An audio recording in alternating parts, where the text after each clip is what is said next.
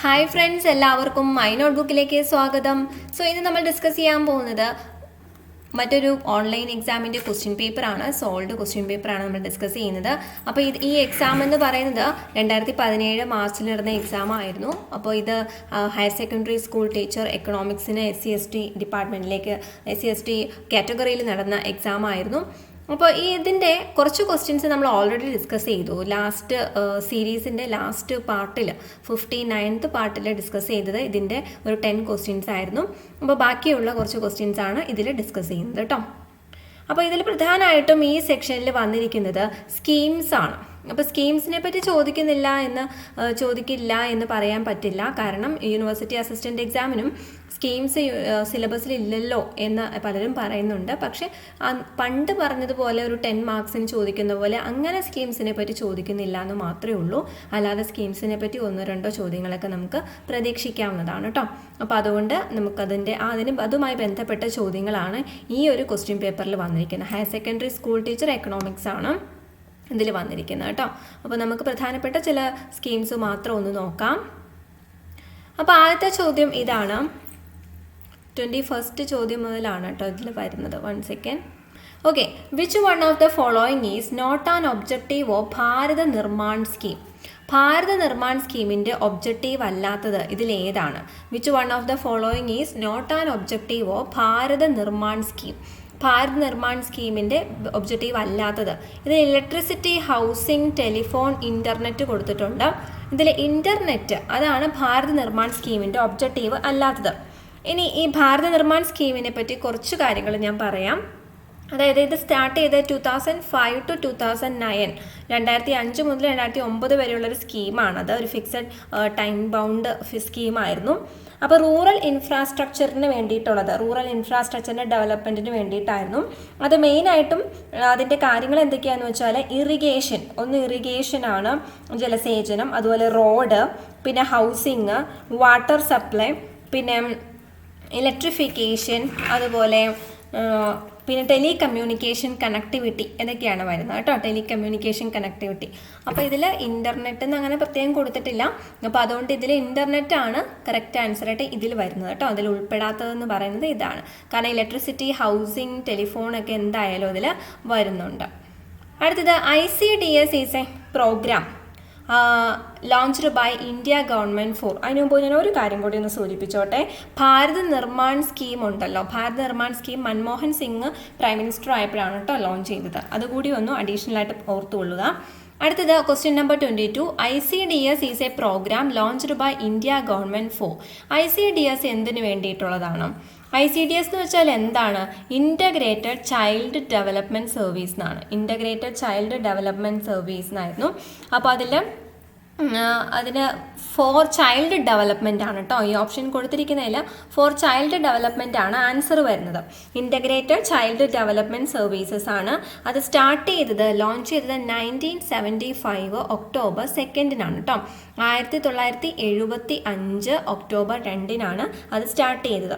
അപ്പോൾ ഇനി ഇത് സ്റ്റാർട്ട് ചെയ്തതെന്ന് പറഞ്ഞാൽ ഇതിൻ്റെ പ്രധാനപ്പെട്ട ഒബ്ജക്റ്റീവ്സ് എന്ന് വെച്ചാൽ that provides the food provide ചെയ്യുക, പിന്നെ pre school education, primary health care, immunisation, പിന്നെ ഹെൽത്ത് ചെക്കപ്പ്, അതുപോലെ തന്നെ റഫറൽ സർവീസ്. ആർക്കൊക്കെയാണ്? 6 വയസ്സിന് താഴെയുള്ള കുട്ടികൾക്കും അവരുടെ അമ്മമാർക്കും, അവർക്കൊക്കെ ഈ പറഞ്ഞ providing food, pre school education, primary health care, immunisation, health checkup and referral, അതൊക്കെയാണ് ICDSൻ്റെ സ്കീമിൽ വരുന്നത്. ഓക്കെ. ആൻഡ് ഈ ICDS സ്കീം നമ്മൾ പറഞ്ഞു അത് സ്റ്റാർട്ട് ചെയ്തത് 1975 പക്ഷേ 1978 വെച്ചിട്ട് ഇതൊന്ന് ഡിസ്കണ്ടിന്യൂ ചെയ്തിരുന്നു. മൊറാർജി ദേശായിയുടെ സമയത്ത് ഈ സ്കീം ഡിസ്കണ്ടിന്യൂ ചെയ്തിരുന്നു. പിന്നീട് ഇത് 10th 5-year പ്ലാനിലാണിത് വീണ്ടും റീലോഞ്ച് ചെയ്തത്. 10th 5-year പ്ലാനിലാണ് റീലോഞ്ച് ചെയ്തത് കേട്ടോ. അപ്പോൾ അതുകൂടി ഒന്ന് ഓർത്ത് വയ്ക്കുക. ഇനി അടുത്ത ക്വസ്റ്റ്യൻ UDISH എന്ന് വായിക്കാൻ വേണമെങ്കിൽ UDISH is a programme launched by the ministry of women and child development. The main objective of the program, UDISH എന്ന് പറയുന്ന ആ പ്രോഗ്രാം എന്ന് പറയുന്നത് ministry of women and child ഡെവലപ്മെൻറ്റിനായിരുന്നു. ആ പ്രോഗ്രാമിൻ്റെ മെയിൻ ഒബ്ജക്റ്റീവ് എന്തായിരുന്നു? അപ്പോൾ ഇതിനകത്ത് കൊടുത്തിരിക്കുന്നതിൽ option A, that is the training programme for the ICDS workers ആണ്. നമ്മൾ ആദ്യം പറഞ്ഞു ഇൻ്റഗ്രേറ്റഡ് ചൈൽഡ് ഡെവലപ്മെൻറ്റ് സർവീസ് എന്ന് പറഞ്ഞു. അപ്പോൾ അതിൻ്റെ വർക്കേഴ്സിനുള്ള അംഗൻവാടി വർക്കേഴ്സിനുള്ള ട്രെയിനിങ് ആണ് ഉദ്ദേശിക്കുന്നത് കേട്ടോ. ഇത് ട്രെയിനിങ് ടു അംഗൻവാടി വർക്കേഴ്സ്. കാരണം ഈ ICDS സ്കീം എന്ന് പറയുന്നത് അംഗൻവാടിയുമായിട്ട് ഇൻ്റഗ്രേറ്റ് ഉള്ളതാണ്. അപ്പോൾ അത് പലതവണ ചോദിച്ചിട്ടുണ്ട്, അംഗൻവാടിയായിട്ട് ഇൻ്റഗ്രേറ്റ് ചെയ്തുള്ള സ്കീം ഏതാണ്? ICDS ആണ് കേട്ടോ. അപ്പോൾ അത് training to the anganwadi workers ആണ് ഈ ICDSൻ്റെ വരുന്നത്. ഒഡീഷ പ്രോഗ്രാം എന്ന് പറയുന്നത് കേട്ടോ. അപ്പോൾ ഇതിൻ്റെ ഈ ഒഡീഷ എന്നുള്ളതിൻ്റെ അർത്ഥം സംസ്കൃതത്തിൽ പറയുന്ന ഇതാണ്, first rays of the new dawn എന്നാണ്. പുതിയ പ്രഭാതത്തിൻ്റെ ആദ്യ കിരണങ്ങൾ എന്നുള്ള മീനിങ്ങിലാണ് ഈ ഒഡീഷ എന്നൊക്കെ വരുന്നത്. ഇത് സ്റ്റാർട്ട് ചെയ്ത് 1999 കേട്ടോ. 1999. അതിലിങ്ങനെ ഓരോ കാറ്റഗറിയിൽപ്പെട്ടവർക്കും ഇത്ര ദിവസത്തെ ട്രെയിനിങ് അങ്ങനെയൊക്കെ കണക്കുണ്ട്. അതിനെപ്പറ്റിയൊന്നും അത്ര ഡീറ്റെയിൽ ആയിട്ട് ഞാൻ പോകുന്നില്ല. Training programme for ICDS workers ആണെന്ന് ഓർക്കുക. അടുത്ത ചോദ്യം, Swavalamban Yojana is a dash scheme targeted at the unorganized sectors of India. Swavalamban Yojana എന്ന് പറയുന്നത് it is a DASH scheme targeted at the unorganized sectors of India. ഏത് സെക്ടറുമായിട്ട് ബന്ധപ്പെട്ടാണ് സ്വാവലംബൻ യോജന? ഈ സ്വാവലംബൻ യോജന എന്ന് പറയുന്നത് ഒരു പെൻഷൻ സ്കീമായിരുന്നു കേട്ടോ. സ്വാവലംബൻ യോജന എന്ന് പറയുന്നത് പെൻഷൻ സ്കീമായിരുന്നു. അപ്പോൾ നമുക്ക് ഇപ്പോൾ അടൽ പെൻഷൻ യോജനയുണ്ടല്ലോ, അതിന് മുമ്പ് വന്നിരുന്നതാണ് ഈ സ്വാവലംബൻ എന്ന് പറയുന്നത് കേട്ടോ. അപ്പോൾ ഇതിനകത്ത് ഇപ്പോൾ എന്താണെന്ന് വെച്ചാൽ ഇതിൻ്റെ പ്ലാൻ എന്താണെന്ന് വെച്ചാൽ 2016-17 വരെ എന്താണ് ഗവൺമെൻറ് കോൺട്രിബ്യൂട്ട് ചെയ്യും. ഇത് 15-16 ബജറ്റിലാണ് ഇത് കൊണ്ടുവന്നത് കേട്ടോ. 2015-16 ബജറ്റിൽ കൊണ്ടുവന്നതാണിത്. 9th May 2015 ഇത് കൊണ്ടുവന്നത് കേട്ടോ. 9th May 2015 ഇത് കൊണ്ടുവന്നത്. ഏതാണ്? സ്വാവലംബൻ യോജന കൊണ്ടുവന്നത്. അപ്പോൾ ഇതിൽ ഗവൺമെൻറ് 1000 rupees കോൺട്രിബ്യൂട്ട് ചെയ്യുമായിരുന്നു. അതായത് ഈ നാഷണൽ പെൻഷൻ സിസ്റ്റം അക്കൗണ്ട്, അതല്ലെങ്കിൽ NPS എന്ന് വെച്ചാൽ നാഷണൽ പെൻഷൻ സിസ്റ്റം അക്കൗണ്ട് വഴി ഈ സ്കീം വഴി ജോയിൻ ചെയ്യുന്നവർക്ക് ഗവൺമെൻറ് ഒരു 1000 rupees മന്ത്ലി കോൺട്രിബ്യൂട്ട് ചെയ്യുമായിരുന്നു. അപ്പോൾ അതുപോലെയായിരുന്നു. അപ്പോൾ ആ കോൺട്രിബ്യൂട്ട് ചെയ്യുന്ന ഗവൺമെൻറ്റിൻ്റെ പോർഷൻ എന്ന് പറഞ്ഞാൽ 2017 വരെ ഉണ്ടാവുള്ളൂ എന്നാണ് പറഞ്ഞിരുന്നത്. പിന്നീട് ഈ ഒരു ഇതിനകത്ത് ഇപ്പോൾ 60 years ആയോ ആളുകളുടെ 60 years ഓൾഡായ ആളുകളുടെ കാര്യത്തിലൊക്കെ അത്ര അറിയില്ലായിരുന്നു. ഇതിൻ്റെ സ്കീമിൻ്റെ കുറച്ച് ക്ലാരിഫിക്കേഷനും കൂടി വേണമായിരുന്നു, ക്ലാരിറ്റി ഇല്ലായിരുന്നു. അപ്പോൾ അതെല്ലാം കൂടി ചേർത്തിട്ടാണ് പുതുതായിട്ട് അടൽ പെൻഷൻ യോജന വന്നിരിക്കുന്നത്. അടൽ പെൻഷൻ യോജന കേട്ടോ. അപ്പോൾ ഈ സ്വാവലംബനാണ് പിന്നീട് അടൽ പെൻഷൻ യോജനയായിട്ട് അത് കുറച്ചും കൂടി മോഡിഫൈ ചെയ്തിട്ട് പുതുതായിട്ട് വന്നിരിക്കുന്നത്. അടുത്തത് PMAGY. PMAGY was initially implemented in 4 states: Bihar, Assam, Rajasthan and Dash. PMAGY. അപ്പോൾ PMAGY ആദ്യം എന്താണെന്ന് നോക്കാം. PMAGY എന്ന് പറയുന്നത് പ്രധാൻ മന്ത്രി ആദർശ് ഗ്രാമ യോജനയാണ്. പ്രധാൻ മന്ത്രി ആദർശ് ഗ്രാമ യോജനയാണ് PMAGY എന്ന് പറയുന്നത്. അത് ഈ റൂറൽ ഡെവലപ്മെൻറ്റിന് വേണ്ടിയിട്ടാണ് ഈ PMAGY, പ്രധാൻ മന്ത്രി ആദർശ് ഗ്രാമ യോജനയാണ് കേട്ടോ. അപ്പോൾ എന്തിനാണ്? റൂറൽ ഡെവലപ്മെൻറ്റ് പ്രോഗ്രാമാണിത്. ഇത് ആദ്യമായിട്ട് സ്റ്റാർട്ട് ചെയ്തത് രാജസ്ഥാനിലാണ് കേട്ടോ. ആദ്യമായിട്ട് സ്റ്റാർട്ട് ചെയ്ത് രാജസ്ഥാനിലാണ്. ഇപ്പോൾ മൻമോഹൻ സിംഗ് ആണ് ഇത് സ്റ്റാർട്ട് ചെയ്തത്. 2009 മൻമോഹൻ സിംഗ് പ്രൈം മിനിസ്റ്റർ ആയിരിക്കുമ്പോഴാണ് PMAGY സ്റ്റാർട്ട് ചെയ്യുന്നത്. അതൊരു കാര്യം. പിന്നെ ഇത് വന്നിരിക്കുന്നത്, ഇത് സ്റ്റാർട്ട് ചെയ്യാൻ ഉദ്ദേശിച്ചതുണ്ടല്ലോ, അതായത് ഷെഡ്യൂൾഡ് കാസ്റ്റിൽപ്പെട്ട ആളുകളുടെ റേഷ്യോ കൂടുതലാണെങ്കിൽ, ആ സംസ്ഥാനത്തിൽ കൂടുതലാണെങ്കിലാണ് ആ സംസ്ഥാനത്ത് അത് സ്റ്റാർട്ട് ചെയ്യുന്നത്. ഇപ്പോൾ കൂടുതൽ എന്ന് പറയുമ്പോൾ 50%-ലും കൂടുതൽ ഷെഡ്യൂൾഡ് കാസ്റ്റുകൾ വരികയാണെങ്കിലാണ് അവിടെ മെയിനായിട്ടും സ്റ്റാർട്ട് ചെയ്യുന്നത്. അപ്പോൾ തുടക്കത്തിൽ ഒരു 4 സംസ്ഥാനങ്ങളിലാണ് തുടങ്ങിയത്. നമുക്ക് കാണാം ബീഹാർ, ആസാം, രാജസ്ഥാൻ ആൻഡ് ഇതിൻ്റെ ആൻസർ തമിഴ്നാടാണ്. തമിഴ്നാട്ടിലുമാണ് സ്റ്റാർട്ട് ചെയ്തത്. ഇതിൽ അസാമിൽ 100 വില്ലേജുകളിലാണ് ആദ്യം ഇത് സ്റ്റാർട്ട് ചെയ്തത്. 100 ഗ്രാമങ്ങളിൽ സ്റ്റാർട്ട് ചെയ്തു. രാജസ്ഥാനിലും ബീഹാറിലും തമിഴ്നാട്ടിലും ഒക്കെ 225 വില്ലേജുകളിലാണ് ഈ PMAGY പ്രോഗ്രാം സ്റ്റാർട്ട് ചെയ്തത്. ഓക്കെ, അപ്പോൾ അത്രയും കാര്യങ്ങളൊന്ന് ഓർത്ത് വെക്കുക അഡീഷനായിട്ട്. കാരണം അത് പല രീതിയിൽ ചോദിക്കാം. അത് ആരുടെ സമയത്തായിരുന്നു സ്റ്റാർട്ട് ചെയ്തത് അങ്ങനെയൊക്കെ ചോദിക്കാം. അതുകൊണ്ടാണ് ഇത്രയും ഡീറ്റെയിൽ ആയിട്ട് പറഞ്ഞത്. അടുത്തത്, which was the scheme launched in 25th December 2000 to provide all-weather road connectivity in rural areas of the country. അപ്പോൾ ഏത് സ്കീമാണ് 25 ഡിസംബർ 2000 സ്റ്റാർട്ട് ചെയ്തത്? അതായത് all weather road connectivity in rural areas of the country, അതായത് എല്ലാ കാലാവസ്ഥയ്ക്കും യോജിച്ച രീതിയിലുള്ള road. Okay, അപ്പോൾ അത് റൂറൽ ഏരിയാസിൽ എല്ലാ റോഡുകളും പരസ്പരം കണക്റ്റഡ് ആയിട്ട് വരുന്ന രീതിയിൽ അത് ആ സ്കീം ഏത് സ്കീമായിരുന്നു എന്നാണ് ചോദിക്കുന്നത്. PMGSY ആണ് കേട്ടോ, PMGSY. ഈ PMGSY എന്താണ്? പ്രധാൻ മന്ത്രി. ഈ PM കാണുമ്പോൾ തന്നെ ഒന്നെങ്കിൽ പ്രൈം മിനിസ്റ്റർ അല്ലെങ്കിൽ പ്രധാൻ മന്ത്രി എന്ന് ഉദ്ദേശിക്കാം. പ്രധാൻ മന്ത്രി ഗ്രാം സഡക്ക് യോജനയാണ് കേട്ടോ. അപ്പോൾ റോഡുമായിട്ട് ബന്ധപ്പെട്ടതല്ലേ, അപ്പോൾ റോഡിന് പറയുന്നത് എന്താ? സഡക്ക് എന്നാണ്. അപ്പോൾ പ്രധാൻ മന്ത്രി ഗ്രാം സഡക്ക് യോജനയാണ്. ഇനി ഇത് സ്റ്റാർട്ട് ചെയ്തത് 25 ഡിസംബർ 2000 സ്റ്റാർട്ട് ചെയ്തത്. 2000 ഡിസംബർ 25 സ്റ്റാർട്ട് ചെയ്തത്. ഉദ്ഘാടനം ചെയ്തത് വാജ്പേയി ആയിരുന്നു കേട്ടോ, വാജ്പേയി ആയിരുന്നു. അപ്പോൾ അത്രയും കാര്യങ്ങൾ അതൊന്ന് ഓർത്ത് വെക്കുക കേട്ടോ. അടുത്തത്, which program aimed to support the poorest of poor? Poorest of poor, പാവപ്പെട്ടവരിൽ പാവപ്പെട്ടവരെ ഹെൽപ്പ് ചെയ്യാൻ വേണ്ടി വന്ന പ്രോഗ്രാം ഏതാണ്? അത് ഓപ്ഷൻ B ആണ് കേട്ടോ, AAY.